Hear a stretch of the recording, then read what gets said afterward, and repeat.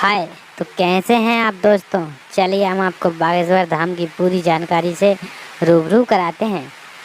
आज हम आपको बागेश्वर धाम की पूरी जानकारी, महिमा और घर बैठे अर्जी लगाने के तरीके की विस्तार से जानकारी देने वाले हैं।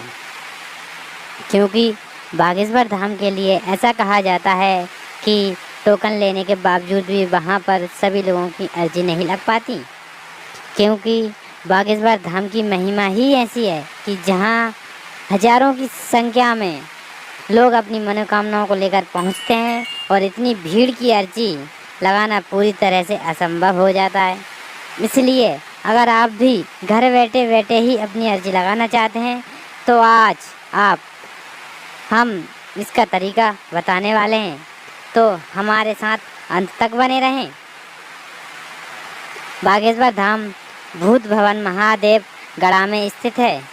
बागेश्वर धाम को लेकर लोगों का यह मानना है कि यह चंदेल कालीन सिद्ध पीठ है, जिसका साल 1986 में वहाँ के रहने वाले गांव वालों के द्वारा जीर्णोद्धार कराया गया था। इसके बाद यहाँ साल 1987 में अखड़ा चित्रकूट से दीक्षा प्राप्त कर बाबा सेतुलाल महाराज उर्फ भगवान दास महाराज निर्मोही बागेश्वर धाम पहुँचे थे। बाबा सेतुलाल महाराज उर्फ भगवान दास महाराज निर्मोही ग्राम गढ़ा के रहने वाले थे। फिर यहाँ पर साल 1989 में एक विशाल यज्ञ आयोजन किया गया और इसके बाद ही बागेश्वर धाम हर तरफ प्रसिद्ध हो गया। इसके बाद से अब बागेश्वर धाम का संचालन महाराज धीरेन्द्र कृष्ण कर रहे हैं। बता दें कि आज बागेश्वर धाम के साथ लाखों भक्तों की आस्था और विश्वास जुड़ा हुआ है और बागेश्वर धाम को बहुत ही पवित्र स्थान भी माना जाता है, जिसके दर्शन के लिए लोग मीलों का सफ़र तय करके पहुंचते हैं। बागेश्वर धाम में भगवान हनुमान जी का एक ही स्वरूप है, जिसे श्री बागेश्वर बालाजी महाराज कहा जाता है। बागेश्वर धाम को खास इसलिए भी माना जाता है क्योंकि रोज़ाना हजारों की संख्या में श्रद्धालुओं को पहुंचने के बाद भी ये दरबार पूरी तरह से निःशुल्क है और यहाँ भोजन भी मुफ्त में प्राप्त हो जाता है। इसके अलावा यहाँ पर बागेश्वर धाम की संस्था के द्वारा गरीब कन्याओं का विवाह भी मुफ्त में कराया जाता है। अगर बात करें कि आखिर बागेश्वर धाम की महिमा क्या है, तो बागेश्वर धाम एक ऐसा धाम है जहाँ पर सभी दीन दुखियों का दुख दूर हो जाता है।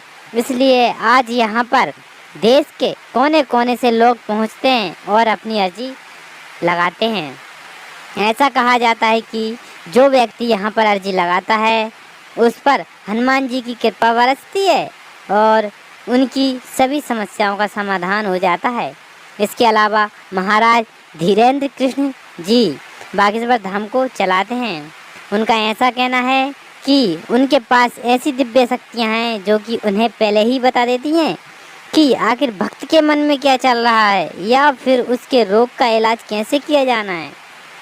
हमें विश्वास है कि आप बागेश्वर धाम की पूरी जानकारी और महिमा को जान चुके होंगे।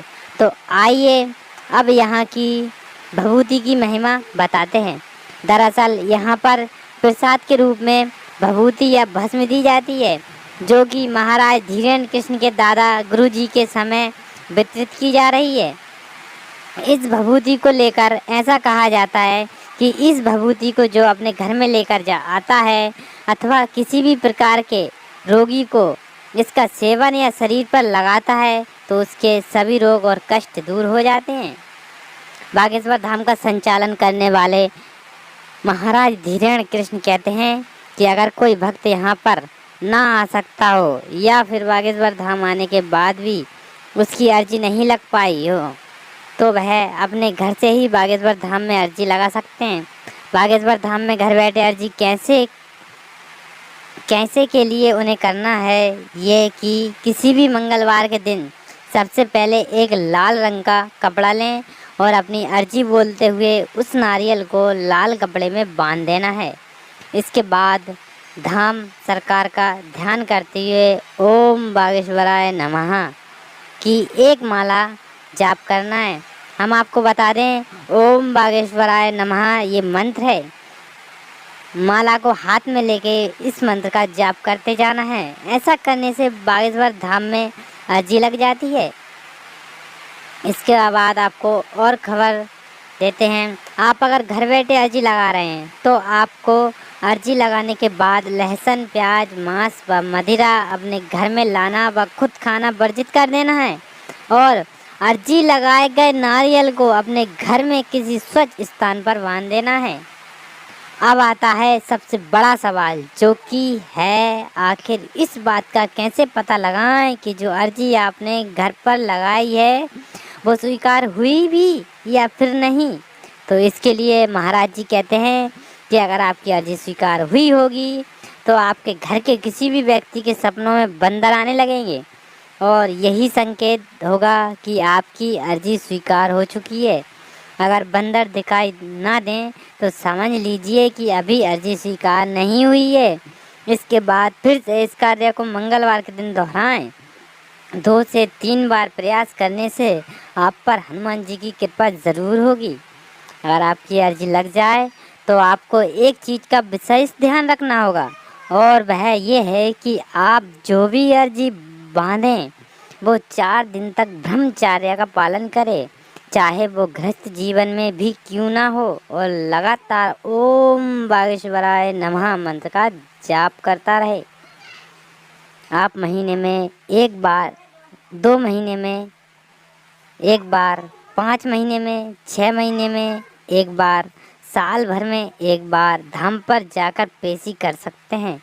कृपा पाने के लिए आपको 11 पेशी या 21 पेशी का संकल्प लेना होता है।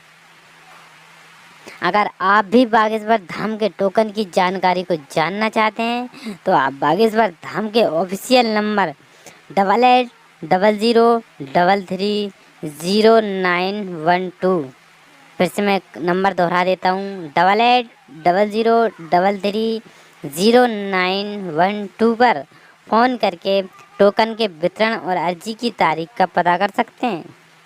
बागेश्वर धाम मंदिर मध्य प्रदेश राज्य के छतरपुर जिले में स्थित है।